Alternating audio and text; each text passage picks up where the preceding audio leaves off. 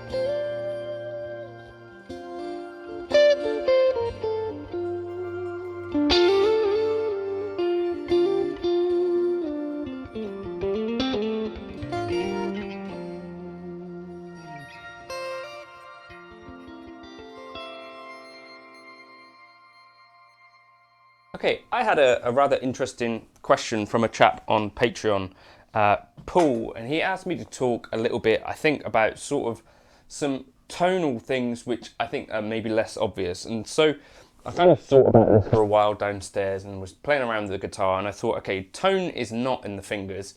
I know that's a very common kind of phrase that you hear, and you maybe think, right, well, if everyone's saying tone is in the fingers, what do you mean it's not? Actually, I think our most powerful tone generator is in fact in our right hand, and if we're playing with a pick, I'd say tone is in the pick. And I'm going to talk to you a little bit in this video about why I think that is the case, and I guess the thing to do maybe would be to grab a guitar and sort of try these things out as we are talking together.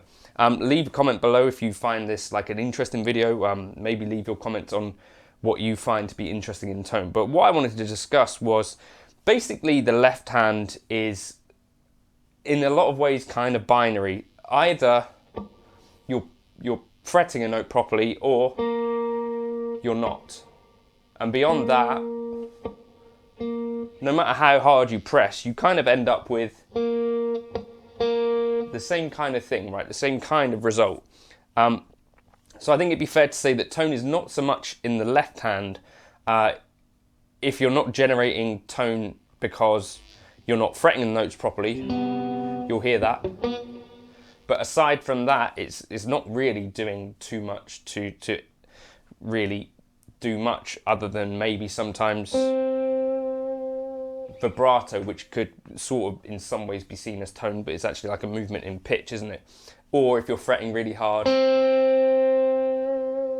maybe you get some fret buzz or something like that.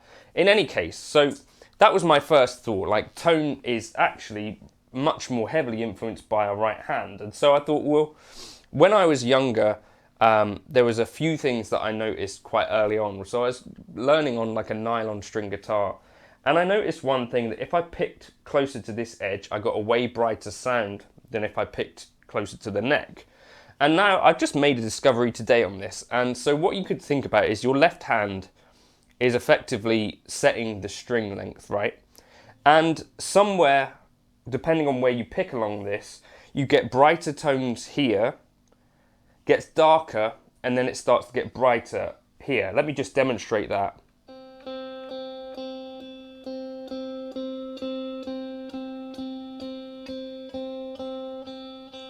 So I don't know if you heard that, but again.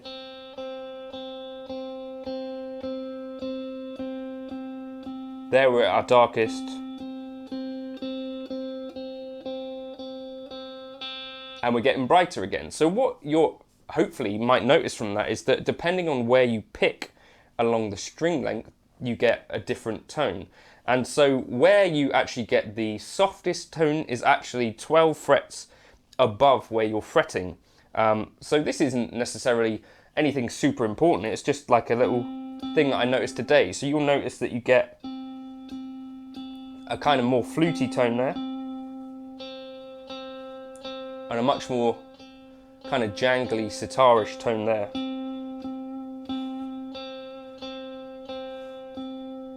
And nothing's changing now, I'm not changing any pedals or anything, am I? Obviously, it's just about where I'm picking that. So that's one really important thing to realise, I guess, so that when you're playing your phrases,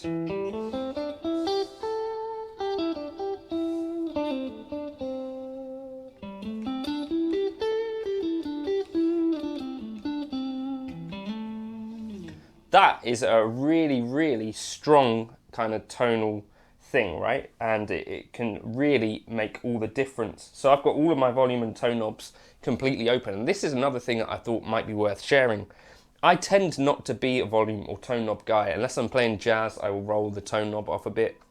Because I think there's so many variables with guitar, right? You've got pedals, you've got amps, you've got all of this stuff. You've got different guitars, different pickups. And also what I just showed you there was one key thing which is just as influential as anything else. So that's one aspect. So where are you picking the note? And maybe think, so when I look at a player like Jonathan Kreisberg, I often see him sort of picking around the neck humbucker, because this seems to be like a bit of a sweet spot. You don't really want to be following sort of 12 frets above the whole time. And you'll notice that your string resistance changes depending on where you're picking.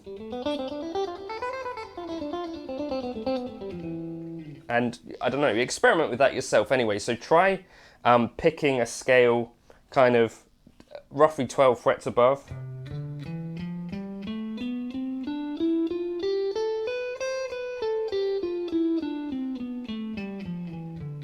Maybe double pick it.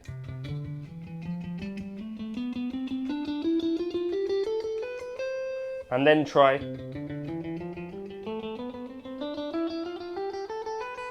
and feel how much different the strings actually feel and respond there. There is a real difference. Now, another thing that can make a huge difference is actually the angle that you pick with. So let's just try again. If I have like a flat plane on the pick, you get your most kind of soft tone. And if you angle it 90 degrees, you get a sharper tone. And everything on the guitar is sort of a continuum, right? So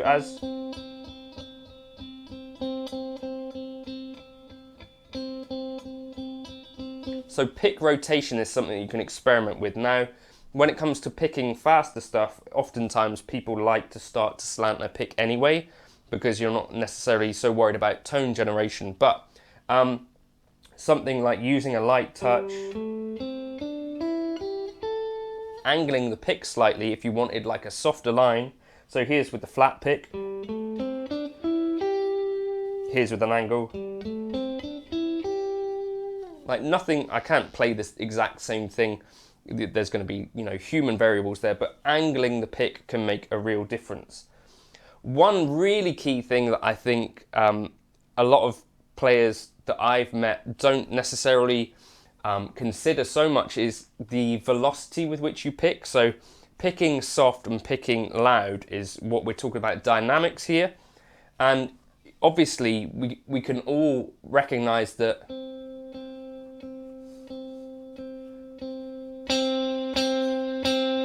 those are two very, very different sounds. Now, the other thing is that if you've got something which is kind of on the edge of breakup,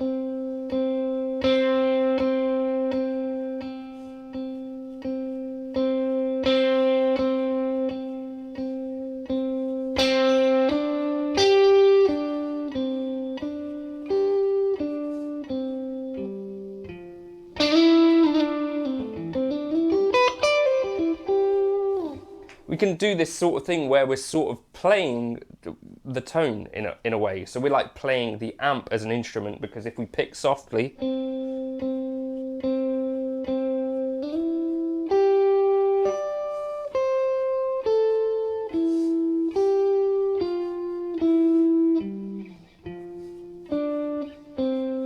it's one kind of instrument, and if we pick it loudly,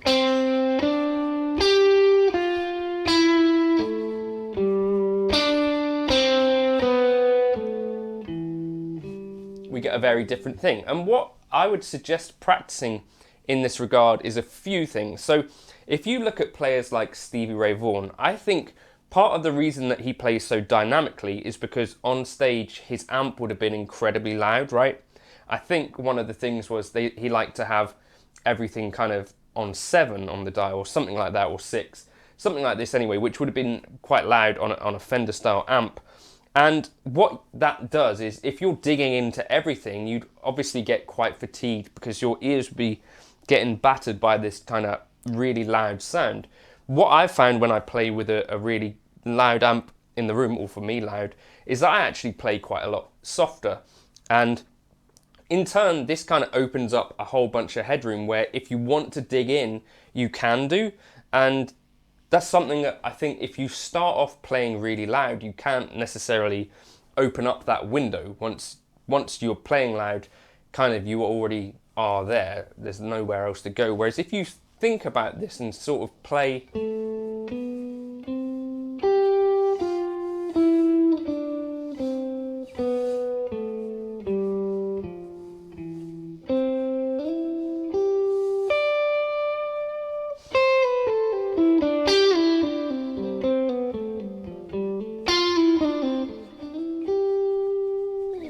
with everything a little bit softer, then when you want to dig in and you want to open up that amp a little bit more and sort of be more expressive, then you can play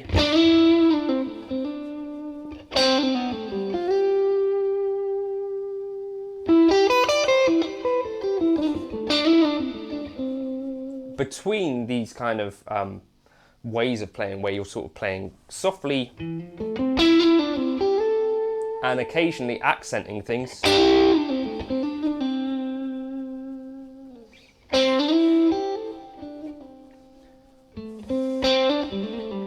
And that's the beauty of an amplifier, right? Because it's made things loud enough where you can hear nuance in playing. So I think the real benefit of this is that you can afford to be more expressive once you're playing through an amplifier. You don't have to worry about people hearing you in a lot of cases, because your amplifier is doing the job. So in that case, why not play?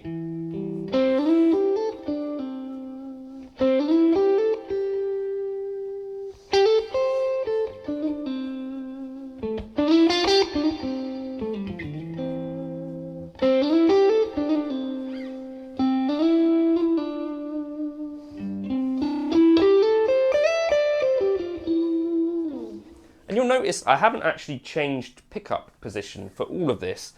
So you can make a huge amount of difference to how your guitar sounds without even touching these volume knobs, without touching pickup positions. And I think it's a little bit of an area which is under talked about.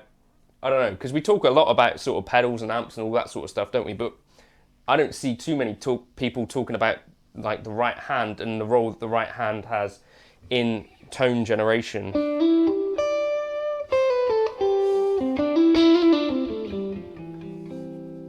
And when you look at some like great players like this, Stevie Ray Vaughan, Andy Timmons, people like that, these are people that really have control and expressivity in expression. I don't know, in their right hand. Like the right hand is really where a lot of this stuff lies. And there are great players like Tim Lurch as well, Tim Miller, Robbie Calvo, some of these players that are on TrueFire. I think possibly they might be talking about some of this somewhere on TrueFire.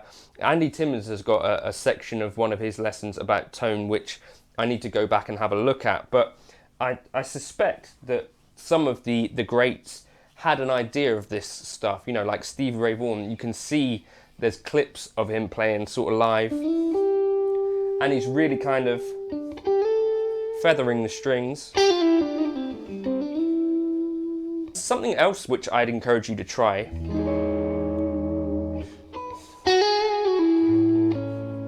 is bends, because bends on the left hand require a lot of energy. And normally with the right hand, we tend to give them a lot of energy as well. But what I find works really nicely is actually playing with very little right end energy on bends.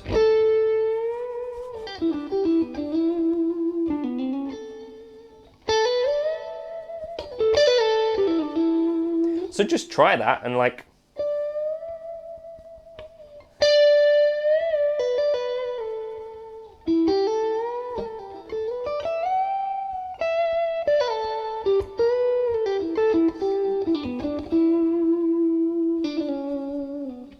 and try even, you know, sometimes not picking.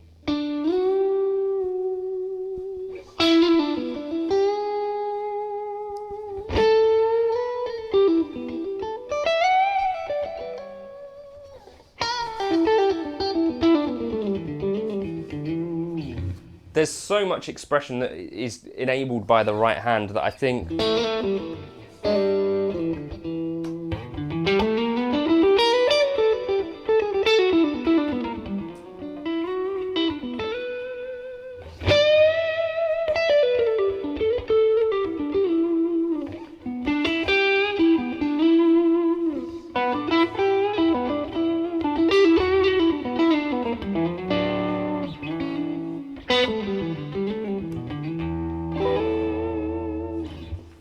we should maybe, you know, sometimes take a step back and think about this. I was yesterday just playing downstairs with only my left hand and thinking like I can do a certain amount.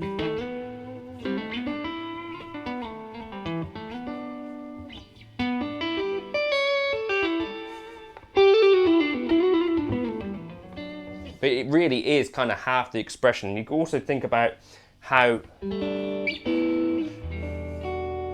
fingers sound different to the pick. And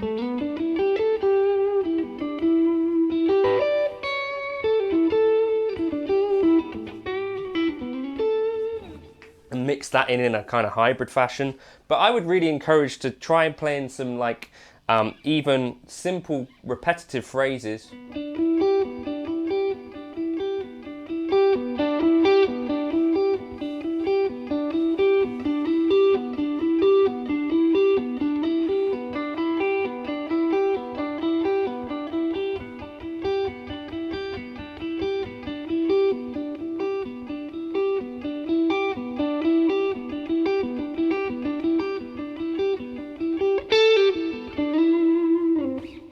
And try and, you know, figure out what it is that you can do with your right hand. Like, I can't really teach you anything here. I'm just trying to show you, you know, that there are some kind of epiphanies that you might have if you try some of these things.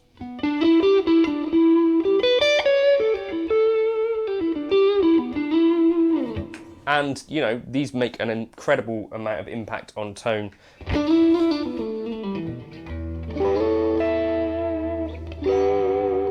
So that's kind of like, I don't know, the end of that chat.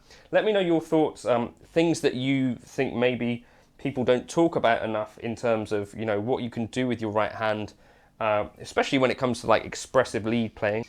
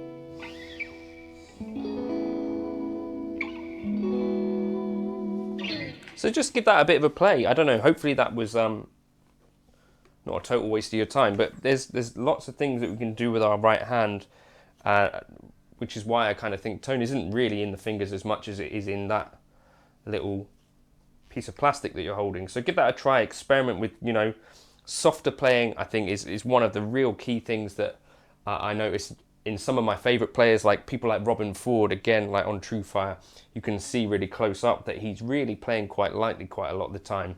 I think that's a big key to a lot of this great stuff, and trying things that are a little bit against our instinct, like